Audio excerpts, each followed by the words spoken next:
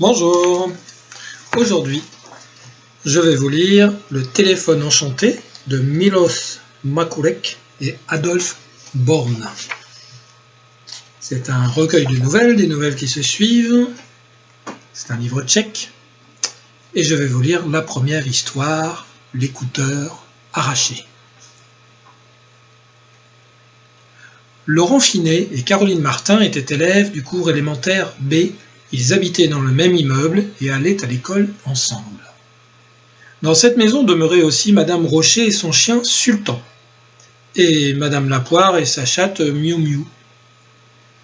Quand tous les quatre se rencontraient dans l'escalier, ça faisait un beau tapage. Miou Miou crachait et Sultan grognait. Madame Lapoire criait « Miou Miou, n'aie pas peur !» et Madame Rachet « Silence, Sultan !» Tous les locataires sortaient alors de leurs appartements pour voir ce qui se passait. Ne vous étonnez pas, après cela, si Caroline se moquait parfois de Sultan. « Allô, allô, allô, des chats il n'y en a pas trop. J'en voudrais des millions et j'aboie comme un lion. »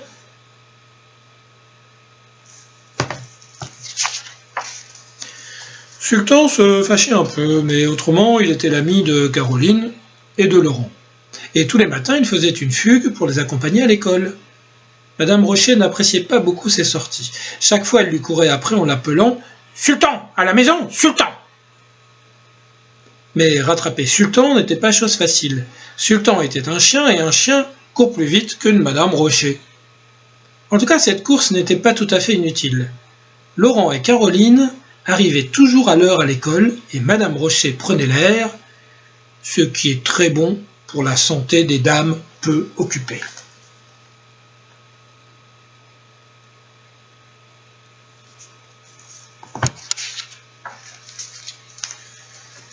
Un jour, alors que Laurent et Caroline avaient fait leurs adieux à Sultan devant l'école et qu'ils s'asseyaient à leur place, la maîtresse entra dans la classe et dit « Mes enfants, je vais aujourd'hui vous interroger en sciences naturelles. » Elle demanda à Laurent ce qu'il savait sur les lapins. En fait, il savait très peu de choses sur les lapins. Il connaissait seulement le civet de lapin. Pourtant, après s'être levé, Laurent répéta seulement que le lapin de Garenne vivait dans les bois, qu'il vivait dans les bois et qu'il vivait dans les bois. La maîtresse l'interrompit. « Tous les enfants savent que le lapin de Garenne ne vit pas dans les gares. Dis-nous plutôt comment il se nourrit, combien il a de dents, etc. » Mais Laurent n'avait aucune idée du nombre de dents des lapins. Alors Madame Trigone, la maîtresse, se fâcha. « Assez, assieds-toi. Demain, je t'interrogerai encore, et si tu ne réponds pas mieux, gare à toi. »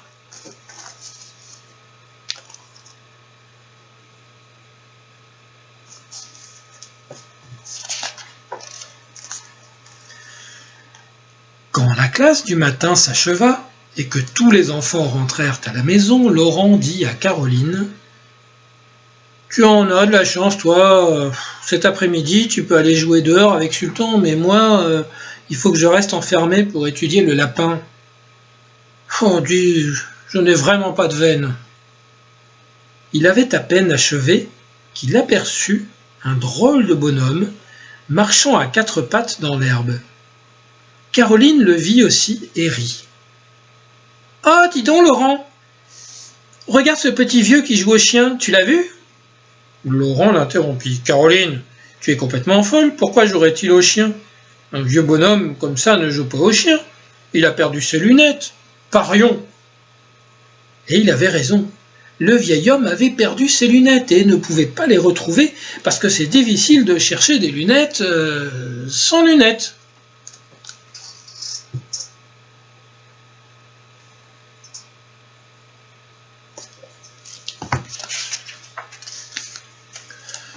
Laurent, lui, emportait, et il retrouva aussitôt les lunettes.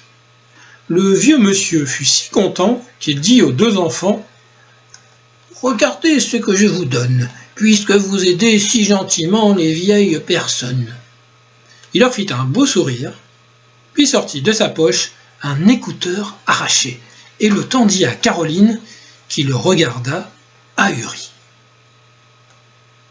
Elle remercia pourtant en disant C'est bien gentil à vous de nous donner cet écouteur, mais à quoi nous servira-t-il? Avec ça, on ne peut appeler nulle part. » Elle voulut rendre l'écouteur, mais elle ne savait pas à qui, parce que le vieux monsieur était parti. « Ça alors ?» s'étonna Laurent. « Qui peut bien être ce bonhomme ?» Caroline de lui répondre « On s'en moque. Dis-moi plutôt, qu'est-ce qu'on va faire de cet écouteur? On peut appeler, bien sûr. Allô, allô, allô, des chats il n'y en a pas trop. » Laurent sourit et Caroline rit à son tour, puis lança, en plaisantant, dans l'écouteur « J'en voudrais des millions et j'aboie comme un lion. » Elle avait à peine dit cela que l'écouteur répondit « Vous dites des millions de chats à votre service. » Laurent et Caroline en furent médusés puis ahuris. Tout autour d'eux, il y avait une quantité effarante de chats, de chattes et de chatons, blancs, noirs, tigrés et bariolés, installés sur le chemin, sur les arbres, sur les toits, et qui miaulaient à vous rendre sourds.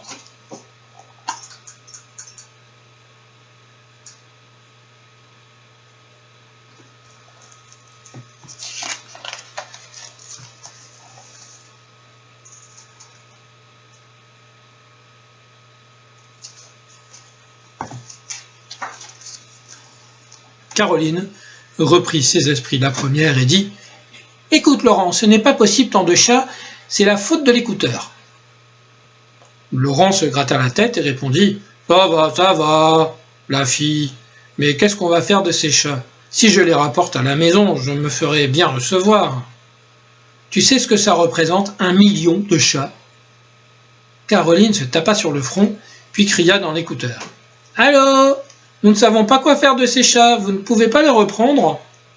Et l'écouteur de répondre « Mais bien sûr, comme vous voudrez. » Aussitôt, loin à la ronde, il n'y a plus une seule chatte, un seul chat, ni un seul chaton.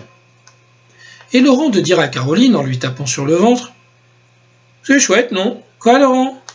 Ce bidule-là, on va pouvoir tout faire, on va bien s'amuser. » Puis ils rentrèrent chez eux, en riant, main dans la main.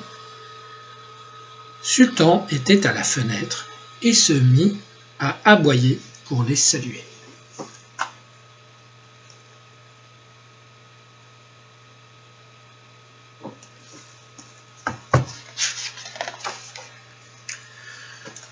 Caroline le montra du doigt à Laurent.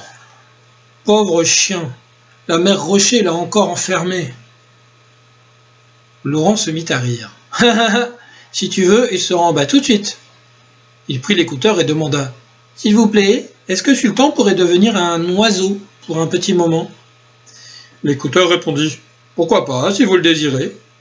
Ne serait-il pas oiseau un petit moment ?» Déjà à la fenêtre, Sultan agitait ses ailes et Laurent lui criait d'en bas « Alors envole-toi, qu'est-ce que tu attends ?» Sultan remua ses ailes et plana gauchement pour atterrir juste devant Caroline. Il avait l'air bizarre, ses ailes ne lui allaient pas très bien. Laurent plissa son nez et dit à Caroline « Écoute, on ne peut vraiment pas jouer avec une horreur pareille. »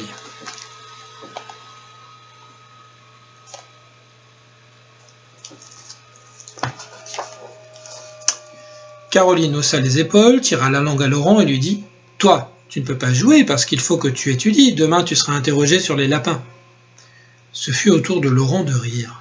« Caroline, j'ai une idée. Pourquoi ne jouerait-on pas comme de vrais lapins ?» Il se précipita vers l'écouteur. « S'il vous plaît, nous avons très très envie de devenir 3 lapins. » L'écouteur d'acquiescer, comme vous voudrez. Et avant d'avoir fait « ouf !» Laurent, Caroline et Sultan étaient devenus lapins et gambadaient vers le bois. Ils y ont rencontré un vieux lapin aux moustaches grises, et quand ils lui ont raconté qui ils étaient vraiment, il leur a amené beaucoup de petits lapins, et ils ont joué ensemble à se poursuivre tout l'après-midi, tout en interrogeant leurs nouveaux amis sur leur vie.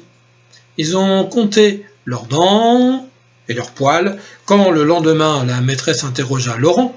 Celui-ci parla pendant presque 1 heure, disant combien de lapins dedans en haut et combien en bas, combien ils ont de poils sur le ventre et combien sur le dos, combien ils ont de petits et comment ces petits jouent, ce qu'ils mangent au déjeuner et au dîner et à quel moment ils vont se coucher et à quel autre ils se lèvent.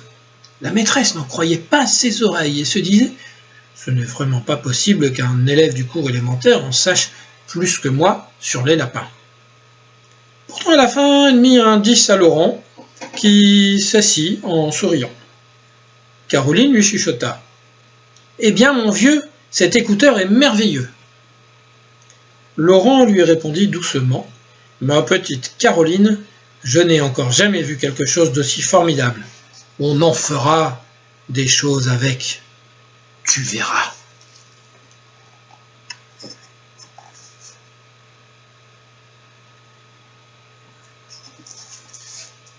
Et voilà, j'espère que ça vous a plu.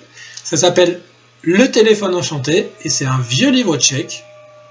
Et voilà, je ne vous le conseille pas parce qu'on peut le trouver nulle part. Mais en tout cas, moi, je l'aime beaucoup.